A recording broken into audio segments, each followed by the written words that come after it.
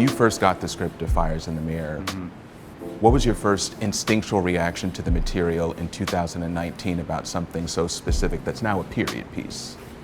Yeah, I was really, really surprised at how some of the philosophies and ideas that were being raised in the piece felt like things that people are talking about today, you know?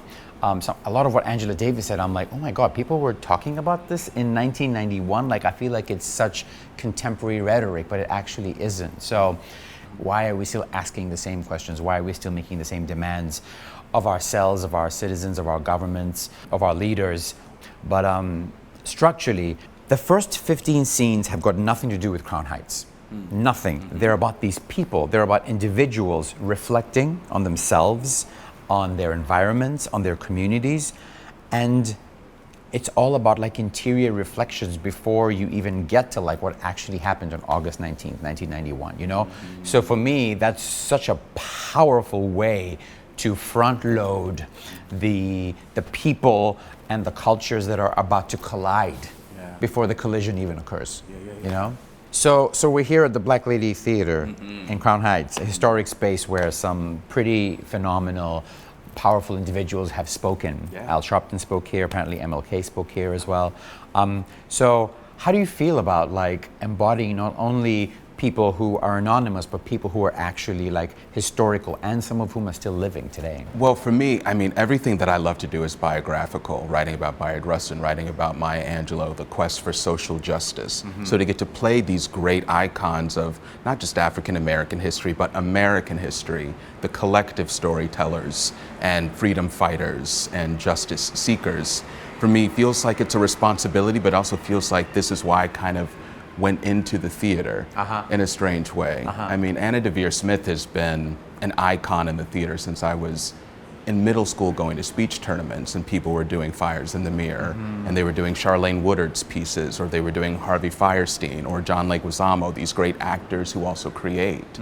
But only Anna Deavere Smith has been able to take the actual words of people like Al Sharpton, which we're working on later today in rehearsal, and I'm constantly spinning through because you can get so lost in the presentation of the people and the pontification of the characterizations, but what they're saying, what they were trying to shift, is something that I just need to keep peeling back. And you're helping me in ways that you'll never know, and just understanding what they're saying.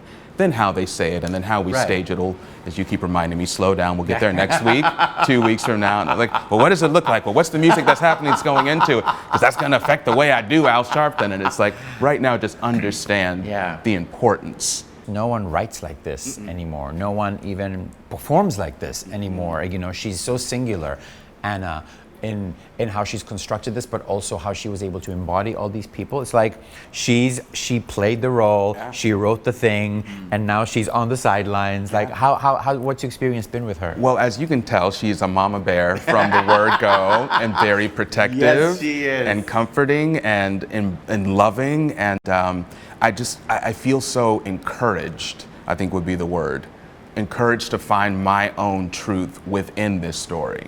You know, as an actor too, I feel like we are getting really siloed in who we can be on stage and who we can present. So how do you approach that in terms of like, I'm not only going to be a black man, I'm going to be a black woman, I'm going to be a white man, I'm going to be a white Jewish woman. Like, how do you feel about that? What is interesting is being an actor of color who went through training programs in America. I mean, I went to NYU.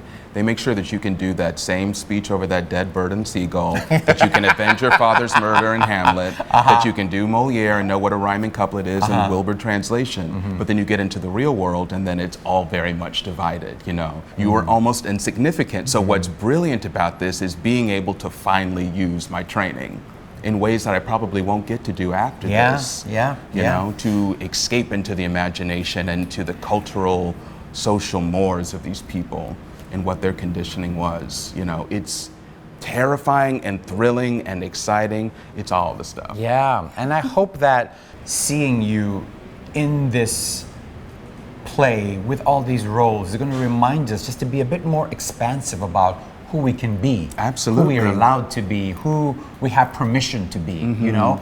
And because there's no hero and there's no villain in this Right. piece. Right, It's right, just right, right, these right. Yeah, people's that's crucial. interpretation of their experience of this event. Right. And so therefore it does feel like it's fair game for the right person to figure out what it is inside of them that they can find to present these people. Right. Because some of them are still alive. Yes. Many of them are coming, I'm Yes, yes, certain. yes, yes. And there is a responsibility to that and the histrionics of the play and to Anna and to your vision and to whatever my interpretation. So marrying the collaboration is the joy of this, I find.